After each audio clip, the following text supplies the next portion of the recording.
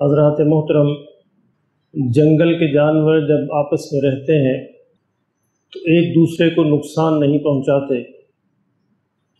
شیر شیروں کو نقصان نہیں پہنچاتے، ہاتھی ہاتھیوں کو نقصان نہیں پہنچاتے، ریچھ ریچھوں کو نقصان نہیں پہنچاتے۔ اپنے اپنے گروپ میں رہتے ہیں، بلکہ کوئی دوسرا حملہ کرے تو وہاں پہ دفاع کرتے ہیں۔ یعنی مطلب یہ ہوا کہ اگر انسان کسی دوسرے کو نقصان نہ پہنچائے تو گویا وہ جانوروں کی سطح پر آ گیا، انسان نہیں بنا۔ یعنی انسان اگر کسی دوسرے کو نقصان نہ پہنچائے اپنی جنس کو تو وہ جانوروں کی سطح پر ہے۔ انسان کب بنتا ہے؟ جب دوسروں کو فائدہ پہنچائے۔ یعنی نقصان نہ پہنچانا یہ انسانیت کی سب سے نچلی سطح ہے، اور کسی دوسرے بھائی کو فائدہ پہنچانا یہ انسانیت کی اعلیٰ سطح ہے۔ اور سب سے اعلیٰ ترین سطح یہ ہے کہ اپنی ضرورت قربان کر کے بھی دوسرے کو فائدہ پہنچانا۔ یعنی مہمان گھر میں آئے اور مہمان کو کھانے کے بہانے دیا بجھا دیا جائے کہ مہمان کھاتا رہے اور خود بھوکا رہے، یہ ہے انسانیت۔ موت لبوں پر طاری ہے، پیاس لگی ہوئی ہے، اور لیکن پھر بھی دوسرے بھائی کی طرف سے آواز آئے تو خود پانی نہ پیے، پانی اس کو پہنچا دے، یہ ہے انسانیت۔ تو انسانیت کی اعلیٰ ترین سطح یہ ہے کہ انسان دوسروں کو فائدہ پہنچائے اور دوسروں کو نقصان سے بچائے۔ اگر ہم دوسروں کو نقصان سے بچاتے ہیں کوئی کمال نہیں کرتے، بس جانور بنتے ہیں، لیکن اگر ہم دوسروں کو فائدہ پہنچاتے ہیں تو انسان بنتے ہیں، اور اگر دوسروں کے لیے ایثار اور قربانی کرتے ہیں تو انسانیت کی اعلیٰ ترین سطح پر پہنچتے ہیں۔ انسانوں کو نقصان پہنچانے کا سب سے بڑا آلہ جو انسانوں کے پاس موجود ہے وہ ان کی زبان ہے۔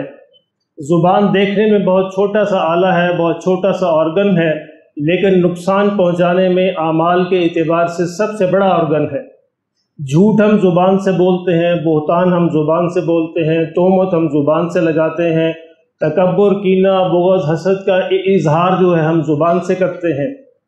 اس لیے زبان کو کنٹرول کرنا انسان بننے کا پہلا قدم ہے، اور زبان کا اچھا استعمال کرنا انسانیت کے آگے بڑھنے کا اگلا قدم ہے۔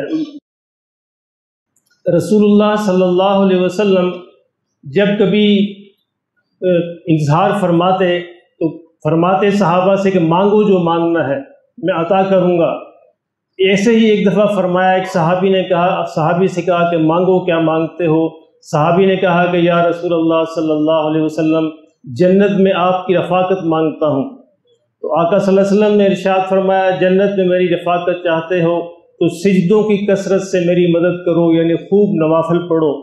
اسی طرح ایک دفعہ سیدہ عائشہ رضی اللہ تعالیٰ عنہ سے فرمایا کہ عائشہ مانگ، کیا مانگتی ہے؟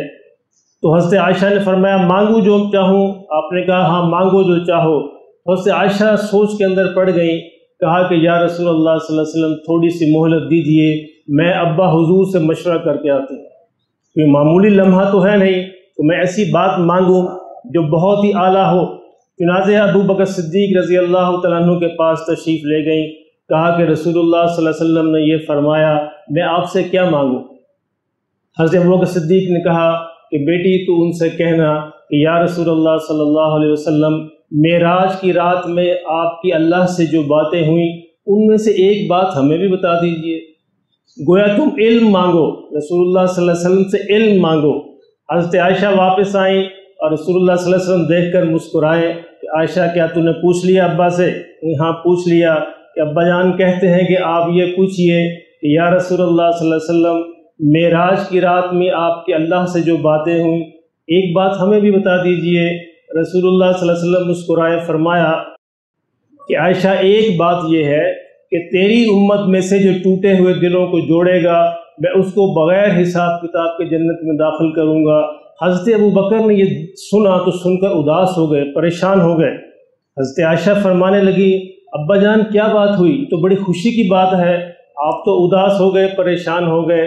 حضرت ابو بکر نے کہا کہ بیٹی ذرا سوچ، اس کا الٹ سوچ، جو ٹوٹے ہوئے دلوں کو جوڑے گا اس کو بغیر حساب کتاب کے جنت میں داخل کروں گا۔